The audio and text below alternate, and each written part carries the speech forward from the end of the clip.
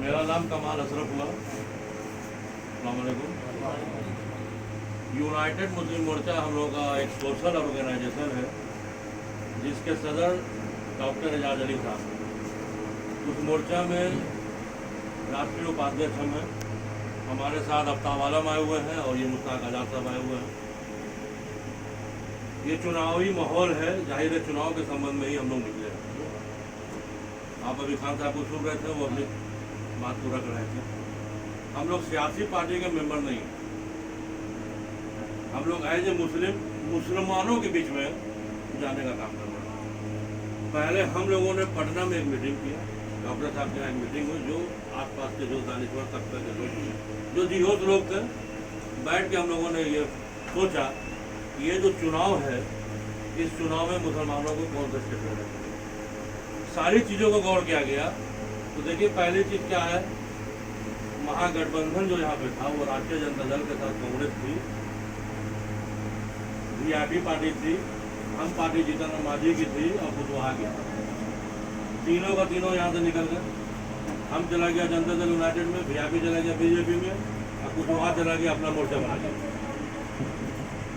इसका फायदा कांग्रेस को हुआ कि ज़्यादा सीट कांग्रेस ने हासिल कर लिया। दूसरा मोर्चा हो गया आपका कुशवाहा का, जो अलग मोर्चा बना। तीसरा हो गया पप्पू यादव का अलग मोर्चा बना। चौथा हो गया एमपी अरुण कुमार जहानाबाद के थे और जसवंत सिन्हा जो केंद्र में वित्त मंत्री थे, एक मोर्चा इनका अलग बना। ये जितने मोर्चे हैं, इनके निशाने पे कौन? सबका यही सोच है कि हमको नीतीश कुमार को कुर्सी से हटाना है। बताइए, अगर हम गलत कह रहे हैं तो बताइए। सब लोगों का बस निशाना है, तीर का सिंबल जदयू के पास है, लेकिन अभी सारा तीर जो है ये लोग अपने हाथ में रखे हुए हैं, निशाना नीतीश कुमार है। दूसरी तरफ ये जो वोट का बिखराव होगा, ये कौन सा वोट बिखरेगा? जो भाजपा विरोधी वोट है। ये जितने लोग हैं ये तो भाजपा विरोध में ही वोट लेंगे ना, और ये अलग अलग जो लेंगे तो ये वोट बिखर जाएगा। तो जो भाजपा विरोधी वोट है वो बिखर रहा है। और दूसरी तरफ जो भाजपा को अब तक नियंत्रण में रखने का काम किया, आप बताइए, बिहार में हमको तो बिहार तो पसंद है, चुनाव भी बिहार का है। बिहार में हमको अमन और सुकून चाहिए, हमारी तरक्की चाहिए, हमारा विकास चाहिए। तो बिहार में बिहार का फैसला कर रहे हैं तो बिहार के लिए सोचें। तो बिहार में बीजेपी के साथ रहते हुए भी नीतीश कुमार ने कहीं भी सांप्रदायिक दंगा नहीं होना चाहिए, और ना ही कभी मुसलमानों से कहा कि हम हैं तो दंगा नहीं हो रहा, हम हैं तो तुम सुरक्षित हो, जो पहले कहा जाता था। आज जो बीजेपी के साथ है लोक जनशक्ति पार्टी, उसके निशाने पर भी नीतीश कुमार है। आप एक चीज समझ लीजिए, सब समझदार लोग हैं, बुजुर्ग लोग हैं, दुनिया देखा आप लोगों ने। एक चीज तय है, सरकार जो बनेगी वो राजद कांग्रेस की सरकार बनने नहीं जा रही। सरकार बनेगी तो एनडीए की बनेगी। अब ये फैसला होगा कि वो मुख्यमंत्री बीजेपी का होगा या जदयू का होगा। अगर डायरेक्ट बीजेपी आ गई तो फिर आप ये नहीं कह सकते हैं कि आप ये कोई सुनवाई वहां होगी। आप उत्तर प्रदेश का हालत देख लीजिए। और आप नीतीश कुमार को मजबूत करते हैं तो 15 साल आप इनको देख चुके हैं, 2005 से 2020 तक देख चुके हैं कि वो आदमी वहां रहते हुए भी आपको शिकायत का मौका नहीं दिया। खान साहब बता रहे थे अभी, भाई हम लोग जब से होश संभाला, 1-2 वोट दिया था, देखा था बुजुर्गों को कि ये लोग पंजा छाप पे जाके निशान लगाते हैं, हम लोग भी लगा दिया करते। लेकिन जब बाबरी मस्जिद ये सारे मामले आ गए, अब बिहार में भागलपुर में एक भयंकर सांप्रदायिक दंगा हो गया, उसके बाद ना लालू प्रसाद यादव को यहाँ जन्म हुआ। उसके पहले तो लोग लालू यादव को जानते भी नहीं। जब लालू जी 90 में मुख्यमंत्री बने तो लोग पूछते थे कि ये कौन है, कहाँ से आ गया। तो लोग बताते थे कि बीएन कॉलेज का छात्र नेता रहे हैं, छपरा के सांसद रहे हैं, जो उनकी पहचान थी लोग बताता था। बहरहाल ये 90 में मुख्यमंत्री बने, लेकिन भागलपुर के दंगाइयों को सजा भी नहीं दिया। जो वहाँ पीड़ित थे, पूरा का पूरा बुनकर समाज बर्बाद हो गया, लेकिन किसी को वहाँ मुआवजा नहीं दिया। 15 साल के बाद जब मुख्यमंत्री नीतीश कुमार आए, बीजेपी के साथ रहते हुए, दंगाइयों को जेल भेजा। जो दंगा पीड़ित थे 2500 रुपये महीना उनको तय कर दिया। अभी 2018 में 2500 को बढ़ा के 5000। जो जमीन कब्जा कर लिया था लोग उस टाइम, उस जमीन को छुड़वाने का काम किया। भाई बता रहे थे जैसे मदरसा, पहले भी मदरसे के जो मसले थे, लोग सड़क पर उतरते थे, बेली रोड पे लाठी खाते थे। मसले लेकर मुख्यमंत्री क्या जाते थे तो लालू कहते थे कि टोपी और ये दाढ़ी सुरक्षित है ना, गर्दनों बचाव में कामों करेंगे। कि बताइए, हर आदमी जानता है ये उनका डायलॉग था। बीच बीच में सांप्रदायिक दंगा का रिहर्सल कराया जाता था ताकि आपको पता रहे ये साहब है तो ये रोक रहे, बचा रहे। इस 15 साल में भी 2005 से 2020 तक बहुत कोशिश हुई कि बिहार को सांप्रदायिकता के रंग में रंग दिया जाए। रामनवमी आया तो माहौल खराब, दुर्गा पूजा मुहर्रम एक साथ हुआ तो माहौल खराब, लेकिन झड़प हुआ, दुकानें लूटी गई, भागा दौड़ी भगदड़ मचा, 2 से 3 दिन में कंट्रोल कर लिया गया। कहीं भी जानी नुकसान नहीं हुआ है, हमारा माली नुकसान हुआ है, लूटा उठा गया है, औरंगाबाद सब जगह सब हुआ है, लेकिन जो है उसने कंट्रोल किया।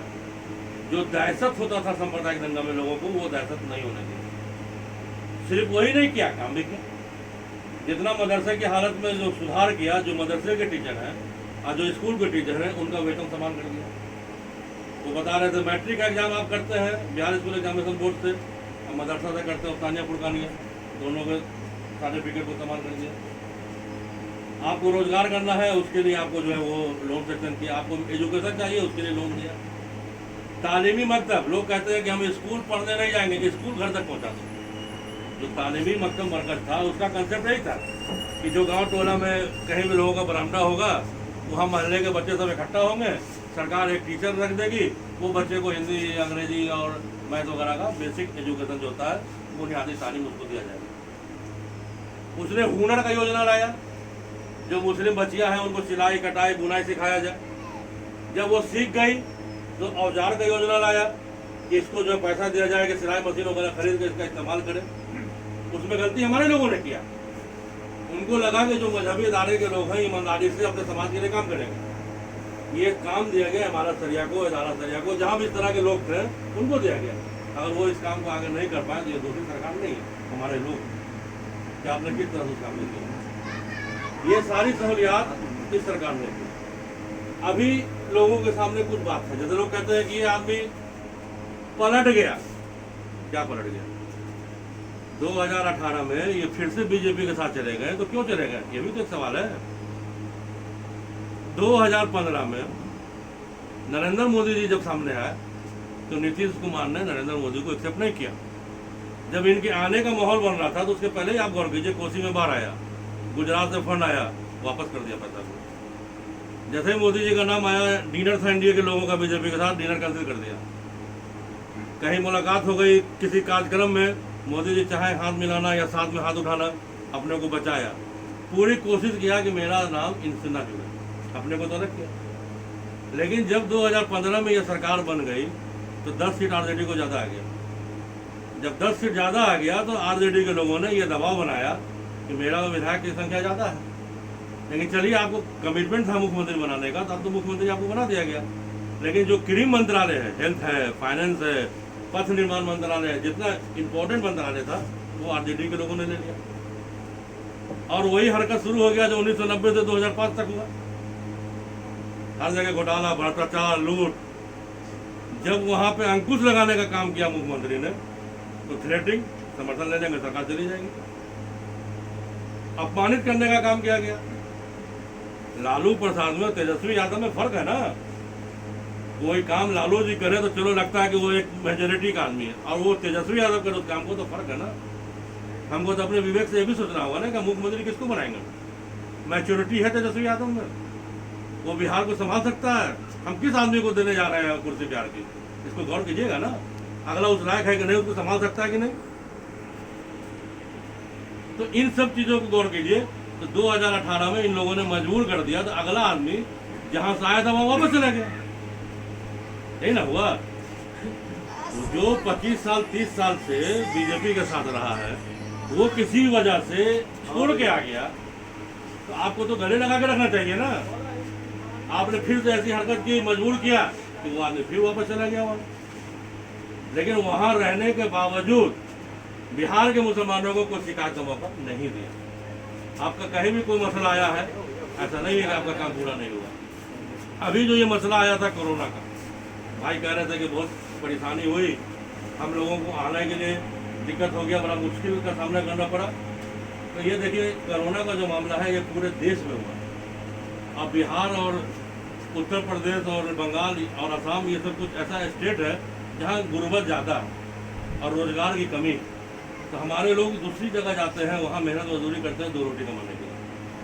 तो इस मसले में गरीब अमीर मिडिल क्लास सब तरह के लोग इसमें फंस गए, क्योंकि एक जो लॉकडाउन कर दिया गया जिसमें सारे लोग फंस गए। तो वैसी हालत में प्लस ये कहा जा रहा था कि एक ऐसी बीमारी है कि ये बीमारी एक के साथ पूरे लोगों को समेट ले रही है। अपना जो है बेटा अपने बाप का जो है कंधा देने को तैयार नहीं था, माँ जो है बेटे को घर में रखने को तैयार नहीं थी कि कहीं उसके साथ हमारा, क्योंकि कहा जा रहा था कि जो बुजुर्ग हैं और जो बच्चे हैं उनको बचाना होगा, क्योंकि जो नौजवान हैं जिनका बॉडी स्ट्रांग है, जो इम्यूनिटी पावर उनका मजबूत है, उनको तो कोरोना होगा भी, ख़त्म भी हो जाएगा, पता नहीं चलेगा। लेकिन उनके वजह से अगर बूढ़ों को हो गया, बच्चों को हो गया तो बड़ी दिक्कत हो जाएगी। तो वैसी हालत में एक बिहार का जिम्मेदार आदमी, मान लीजिए ठीक है हमारे कुछ लोगों को तकलीफ हुआ आने में, बाहर रहने में, खाने पीने में, सब तकलीफ हुआ, लेकिन उसने बिहार में जो बड़ी आबादी यहाँ रह रही है, जो हमारे परिवार के लोग ही रह रहे हैं, उसको सेफ रखने के लिए शुरू में चाहा कि जो जहाँ है वहीं रहे। हमारा इस्लाम भी यही कहता है, हम जिस दीन को मानते हैं, जिस मजहब को मानते हैं, हमारे नबी ने भी यही कहा कि कहीं कोई वबा फैले तो वहां से आओ नहीं और वहां जाओ नहीं। क्या जरूरत है ना ऐसा? तो जब वबा फैल गई तो हम जहाँ हैं हमको वहां से आना नहीं चाहिए, और हम जान रहे तो हमको जाना नहीं चाहिए। फिर भी जो लोग मतलब पढ़े लिखे लोग थे, समझदार लोग थे, समझ रहे थे, और मोबाइल तो हर आदमी के पास है, चाहे वो गरीब हो, अमीर हो, जाहिल हो, पढ़ा लिखा हो, सबके पास मोबाइल है। तो मोबाइल के जरिए हर व्यक्ति को, बिहार के लोगों को 1,000 रुपया सरकार ने कोरोना के टाइम में दिया। ठीक है, जिसको ना मिला हो सकता नहीं मिला, कुछ लोगों को नहीं समझ पाए होंगे, लेकिन सरकार ने दिया है। उसके बाद भी हमारे मान लीजिए 100 लोग बाहर से आए, उनसे 1000 लोगों को बचाने के लिए उनके गांव में ही जब हुआ कि नहीं अब इनको बुलाना है, तो स्कूल वगैरह जो भी सामुदायिक भवन वगैरह हुआ, वहाँ ये व्यवस्था किया गया कि पहले इनको इनके परिवार से अलग वहाँ क्वारंटाइन करके रखा जाए, ताकि ये अपने घर जाके अपने परिवार को इसमें इन्वॉल्व ना कर ले इस बीमारी में। तो वो सेफ्टी के पॉइंट से उसने जो कदम उठाया, हमको उसको ठीक, हम तकलीफ हुई है, हमने झेला है, तो गुस्सा तो हमको होगा, स्वाभाविक है। तो हम ये कहना चाह रहे हैं कि जो माहौल अभी बिहार में है उसके हिसाब से अगर हम लोग नीतीश जी पर ध्यान नहीं देंगे तो यकीन जानिए कि अगर कोई चेहरा बदला, अभी कोई चेहरा नहीं है बिहार में, लालू यादव कमजोर हो चुके हैं, उनके बस की बात तो नहीं कि बिहार में वो आ सकता है। उनके सामने, उनके परिवार के सामने एक ही मसला है, कैसे उनको जेल से रिहा कराया जाए, उसके लिए हर कुर्बानी ये लोग देने को तैयार है। इनका भी अंदरूनी पैक्ट है, अमित शाह से इनका चल रहा है कि कैसे लालू जी को बाहर करना है। कांग्रेस की आप बात कर रहे हैं, मुल्क की आज़ादी के बाद आपको बताया कि 90 से पहले तक हम लोगों ने देखा, बाप दादा हमारे कांग्रेस को वोट देता है, हम लोगों ने भी दिया। लेकिन जो बाबरी मस्जिद भागलपुर देंगे ये सब मसला हुआ तो हम लोग कांग्रेस से अलग हुए। 90 में जो सरकार थी, बिहार में भी लालू की सरकार बीजेपी के सहयोग से थी, और केंद्र में भी बीपी सिंह की सरकार बीजेपी के सहयोग से थी। तब बीजेपी से लोगों को आपत्ति नहीं था, कांग्रेस से ही आपत्ति था। बाद में फिर जब मस्जिद शहीद हो गई और ये अरमानी जी का रथ हुआ, ये सब निकला, तब बीजेपी से परहेज हो गया, कांग्रेस अच्छा हो गया। क्योंकि ये जिन लोगों को हमने भाजपा कांग्रेस के खिलाफ पैदा किया था, इनकी ये मजबूरी थी कि इनको केंद्र में भी चाहिए सत्ता और राज्य में भी चाहिए सत्ता। तो केंद्र में सत्ता हासिल करने के लिए वहाँ दिखा दिया कि कांग्रेस अच्छा है, इनकी मर्जी हुई तो बीजेपी अच्छा है। आखिर दोनों पार्टी सिंगल मेजोरिटी में तो सत्ता में नहीं है। कांग्रेस का भी सत्ता हुआ तो गठबंधन में लोग रहे, वाजपेयी जी के भी सत्ता में, बीजेपी सत्ता में आई तो गठबंधन में लोग रहे। तो कहीं ना कहीं ये इलाकाई पार्टी के लोग ही तो वहाँ गए।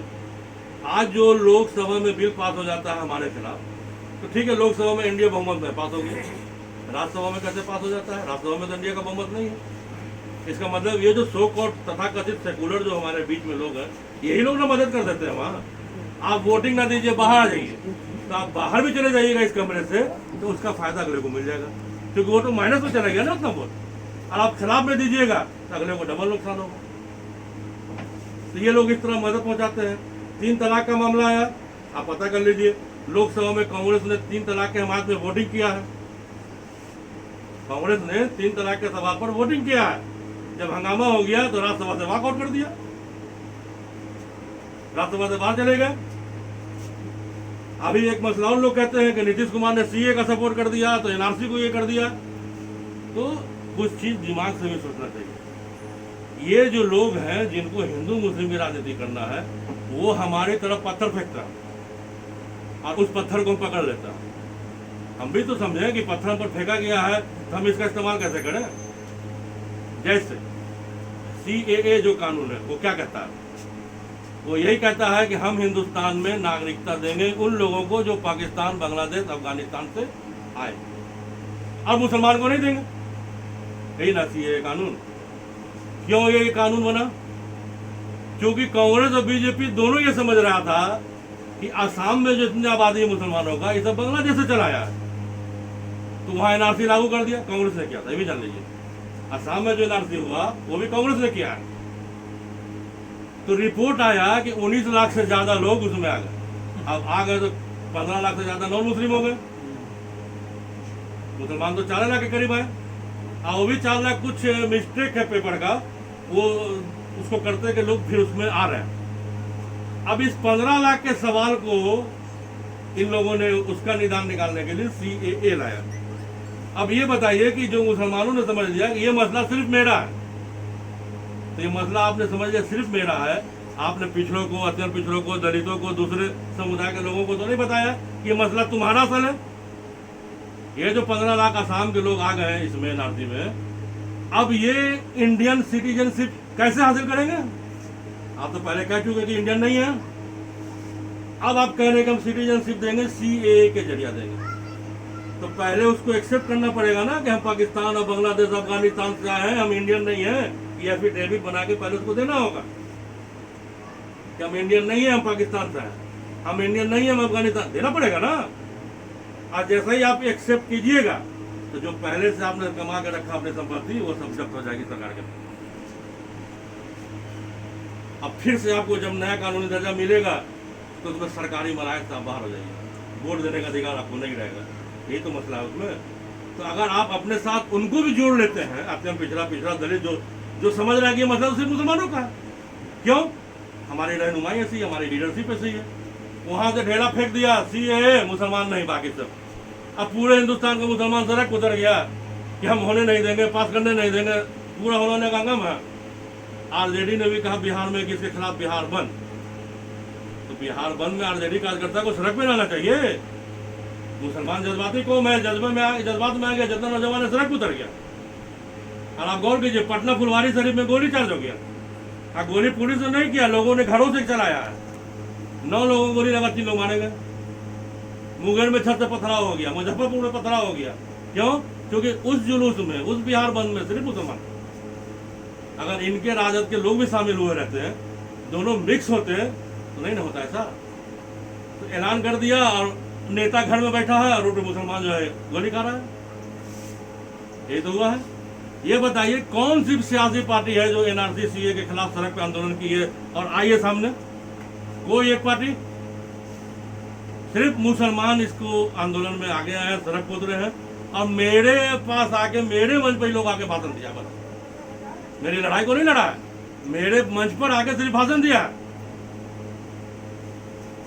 इसलिए अभी बहुत, ये आज आपका 16-17 तारीख खत्म हो गया, 28 तारीख को आपके वोटिंग है, 26 तारीख को चुनाव प्रचार खत्म हो जाएगा। 8-9 दिन 10 दिन यही आपके पास समय है। अगर आपने सोच समझ करके सही डिसीजन नहीं लिया तो आने वाला 5 साल आप कैसा चुन रहे हैं ये फैसला आप करें। अगर आप चाहते हैं कि नहीं हमको बिहार में सुकून चाहिए, हमको दिया किसी ने नहीं है, ये भी अगर दे ना दे, कम से कम अमन और सुकून बना रहे, शांति बना रहे, हमको चलने के लिए सड़क अच्छा मिले, रहने के लिए बिजली हो जाए, पानी हो जाए, साफ पानी पीने का मिल जाए, अगर यही इतना मिल जाता तो हमको काफी है। तो हमको सरकारी नौकरी ना चाहिए, ना तक किसी ने दिया, ना हमको सरकारी इमदाद चाहिए। जो भी मुसलमानों ने हासिल किया अपने दम पर किया, कोई सरकारी मनात हासिल नहीं किया है। लेकिन तब है कि सुकून रहेगा, इत्मीनान रहेगा, तभी तो कीजिएगा। तो ये 15 साल इस व्यक्ति को आपने देखा। आने वाला 10 दिन के बाद वो कौन सा व्यक्ति आपके सामने खड़ा हो जाएगा वो आप नहीं जानता। इसलिए अभी हम लोगों को जज्बात में, जोश में आके, आक्रोश में आकर के कोई फैसला नहीं करना है। हमको फैसला अकल के साथ करना है, समझदारी के साथ करना है। और बस एक ही चेहरा है जो सब लोगों का तीर उसी के निशाने पे है, उधर उपेंद्र कुशवाहा का ग्रुप भेज आता है, इधर पप्पू यादव का ग्रुप भेज आता है, उधर महागठबंधन का ग्रुप भेज आता है। यहाँ तक कि लोजप्पा के भी लोग भी जो चुनाव मैदान में आए हैं वो ये नहीं कहने कि हम चुनाव जीतने आए हैं, वो जदयू को हराने आए, यही तो वो कह रहे हैं, यही तो वो कह रहे हैं। तो तुम हराओ, हम जिताएंगे। हमारा मुसलमानों से ये अपील है, गुजारिश है कि आप जहाँ जहाँ जनता दल यूनाइटेड है वहाँ उसको अपना वोट दीजिए, और जहाँ यूनाइटेड नहीं है वहाँ बहुत सारे लोग हैं, उसमें आप देख लीजिए कि जो आपके विरोधी है उसको कमजोर कौन कर रहा है, कौन यहाँ बेहतर दिख रहा है, वैसे लोगों को आप आगे लाइए। हो सकता है जो गठबंधन आ जाए, कल गठबंधन कुछ और होगा। हमको तो नेता नीतीश कुमार चाहिए, चाहे गठबंधन कोई हो। ये हम लोगों की सोच है, और यही आप लोगों से गुजारिश है। और ज़्यादा वक्त आप लोगों को ना लेते हुए, हमको लगता है कि मुख्तसर में जितनी बात हमको करनी चाहिए हमने कहा। बाकी आप लोग अगर कुछ और सवाल करना चाहें, कुछ कहना चाहें तो आप कह सकते हैं, और ये आपका अधिकार है, आपका वोट है। कोई आप हमारी नौकरी तो कर नहीं रहे कि हमने आदेश दे दिया और आप उसको अमल में ले आइएगा। आपको सोच समझ करके फैसला लेना है। हमारा बस रिक्वेस्ट है कि सही फैसला कीजिए। आज तक आपके वोट का जो है मिसयूज हुआ है, अब मिसयूज मत होने दीजिए। बस इतना ही हम कहेंगे। बाकी आप लोगों की जो राय हो आप अपनी बात कह सकते हैं।